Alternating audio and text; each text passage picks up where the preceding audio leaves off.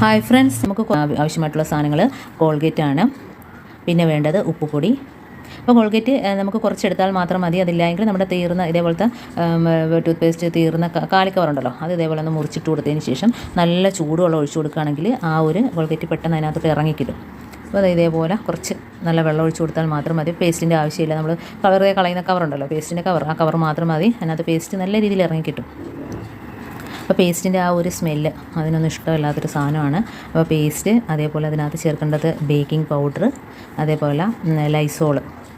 പിന്നെ വേണ്ടതെന്ന് വെച്ചാൽ ഇതിനകത്ത് നമുക്ക് അതിനൊരു ആകർഷിച്ച് ആ ഒരു വെള്ളം കുടിക്കുന്നതിന് വേണ്ടിയിട്ട് ശർക്കര ഇട്ട് കൊടുക്കാം കേട്ടോ.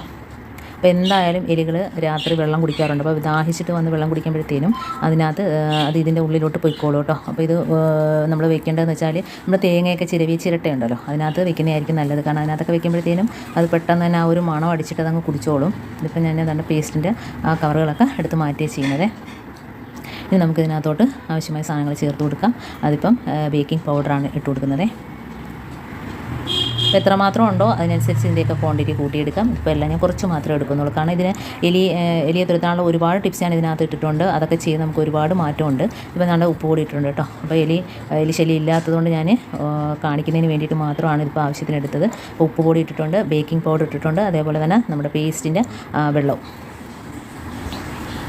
ഇനി നമുക്ക് ചിരട്ടയ്ക്കകത്ത് ഒഴിച്ച് കൊടുക്കാവേ. അപ്പോൾ തേങ്ങ ചിരവിയ ചിരട്ടയായിരിക്കണം. നല്ലൊരു മണമാണ്, അതിനിഷ്ടപ്പെടുന്നൊരു മണമാണ്. അതെല്ലാം കുടിച്ചോളും. അത് ലൈസോളാണേ.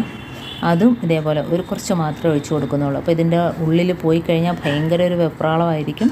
അറിയാമല്ലോ, ലൈസോളും അതേപോലെ തന്നെ ബേക്കിംഗ് പൗഡറും ഒക്കെ പേസ്റ്റിൻ്റെ ആ ഒരു വെള്ളവും എല്ലാം ഉള്ളിൽ പോകുമ്പോഴത്തേനും അത് വെപ്രാളം പിടിച്ചിട്ട് ഈ പരിസരം വിട്ടങ്ങ് പോയിക്കോളും.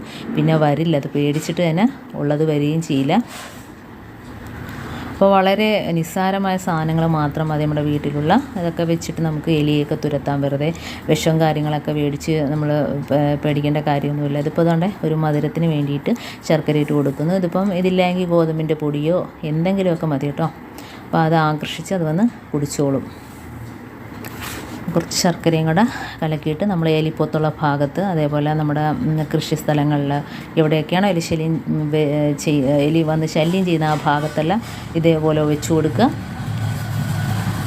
അത് വന്ന് രാത്രി കുടിച്ചിട്ട് പോയിക്കോളും. ഇപ്പോൾ നമുക്ക് മറ്റുള്ള നമ്മളെ വീട്ടിലെ മൃഗങ്ങളെ നമുക്ക് പേടിക്കേണ്ട കാര്യമില്ല. വളർത്തുമൃഗങ്ങളൊക്കെ ഉണ്ടെങ്കിൽ തന്നെയും അത് കഴിക്കുമെന്ന് പേടിക്കേണ്ട.